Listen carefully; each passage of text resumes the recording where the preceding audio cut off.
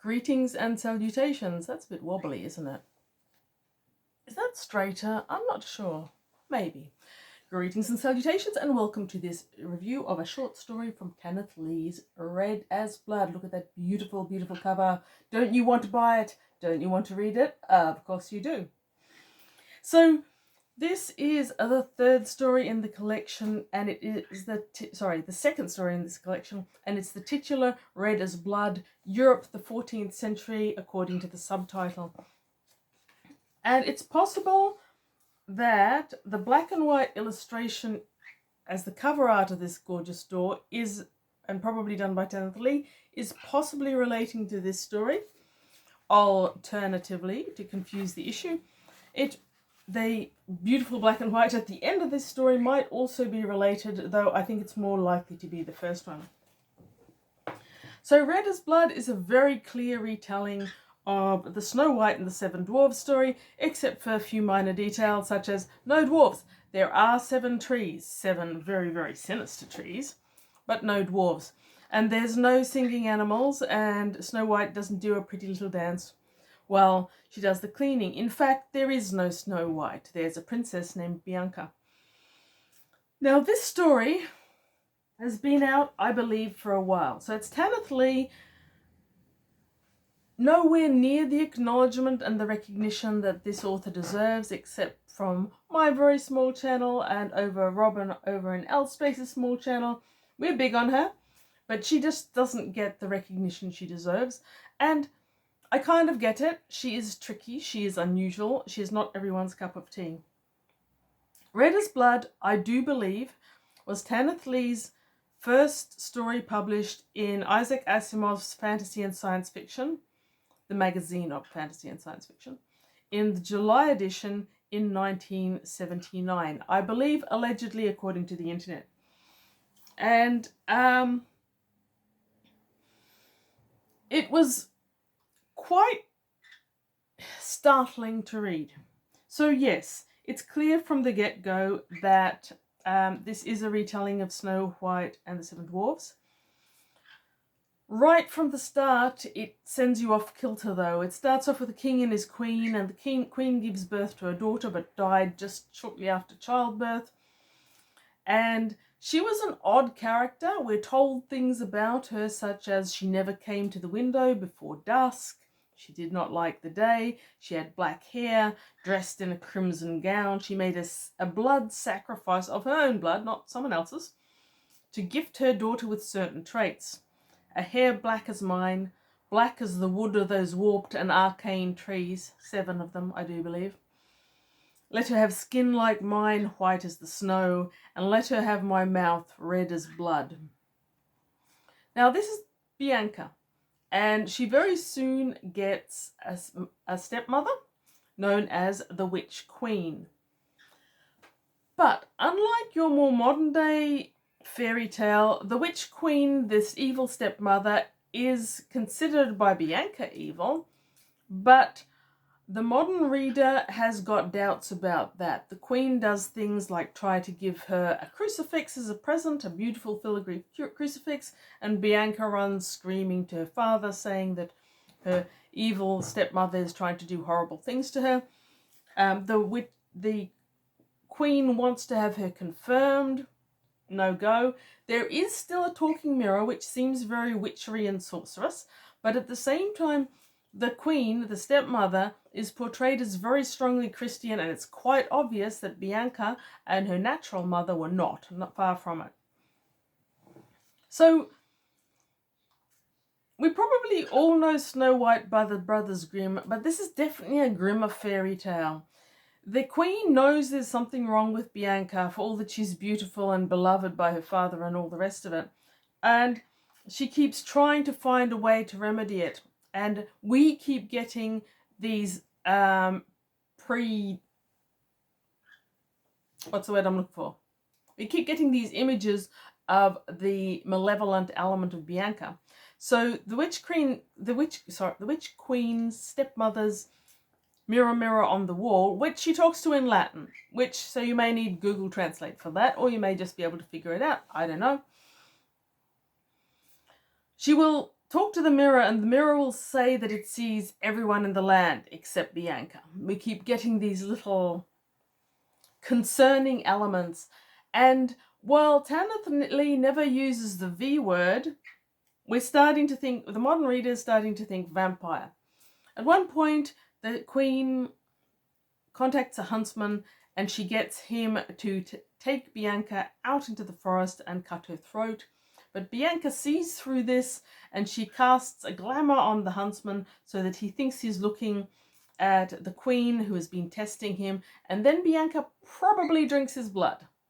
It happens kind of behind a screen at one remove, as so much of the really good horror of the writing world does. So there's a lot of curious things about this. So Bianca is put to sleep by an apple, but the way the queen disguises herself is through angelic intervention. She disguises herself as a crone. She goes and gives her an apple. And much like the Disney, I'm not sure about the Brothers Grimm. I think the Brothers Grimm. Bianca isn't living in a happy house with singing, chirping birds and 7 dwarves. She's living in an old crypt that she's broken open. But she's still as beautiful as ever, mouth red as blood. Anyway, the crone offers her the apple, pretends to be a witch from a coven who's brought all these presents, and she offers her the apple. And Bianca doesn't quite trust her, and her 7 trees don't trust her either. But she asks the crone to take a bite of the apple, which she does, and she crunches it down and swallows it with delight. So Bianca takes a huge bite and chokes. The queen has impregnated with I thought it was holy water, but it's called something else. I am not of Christian origin. I don't always get it. Eucharist? Is that wafer of bread they eat in churches? She's impregnated with something Christian, and that chokes Bianca.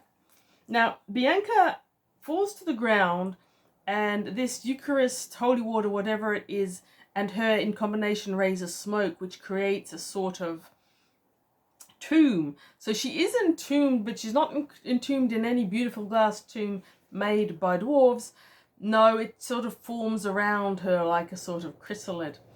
And at the end, a prince does appear, but the prince is not what you expect. And the ending is neither of the things that you are expecting. It isn't a happy ending for Bianca, or is it? It isn't a happy ending for the kingdom, or is it? We don't know. It's just really, really odd. This whole story is off kilter. Now, where I thought it was going was I thought it was going for the vampiric Snow White, which has been used in a number of modern fairy tellings. There's a very good trade paperback out there with that as a motif. Dark, horror-ish, weird, and startling. And actually, at one point, I put this down because I thought that was where I was going, and I just couldn't quite vibe with it. But no, Tanith Lee always surprises you.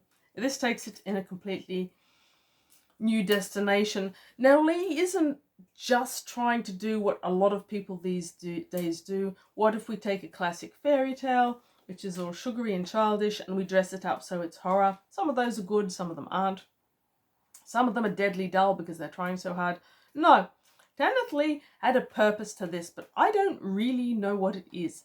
There's a quite astonishing amount of Christian symbolism. So it's the Christianity of the witch queen, the stepmother, versus the,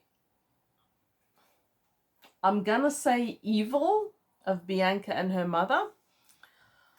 But Tanith isn't particularly known for espousing Christianity, so which of these two symbolisms is good and which is bad are either of them? Or maybe they're just both really, really strange. Lee doesn't make a secret that Bianca was maybe a vampire, and she makes it very, very straightforwardly known that she's following in her mother's footsteps, so presumably her mother was as well. There's also this disease going through the kingdom. While the old queen was alive, it stops for a while, but when Bianca becomes a woman, All of a sudden it starts again. This is a very short story, and it is about blood, but mostly off screen. So there's a lot of, for a really short story, and I thought this was larger when I picked it up, but it is a really short story. It is just over 10 pages long, and it will keep you thinking. It's kept me thinking for a few days. Beautifully written as always, thoroughly worth writing. And that ending, it comes out of nowhere. It starts weird with the prince crossing the clearing. It ends weirder with no kiss that we know of. And nothing, yeah. Weird story. If you like Tanith, you will love it, because you can't not. If you like horror, you will be mystified and thrown off kilter, and you really want to read it. And if you just like the weird, the wild, the mystical, the odd, the fairy tale retelling, read Red as Blood in the compendium Red as Blood, or Tales from the Sisters Grimmer, or go back and find Isaac Asimov's 1979 fantasy and science fiction. The cover on that is beautiful. Thanks for listening. I've raved long enough today. Read good books and short stories, and have a great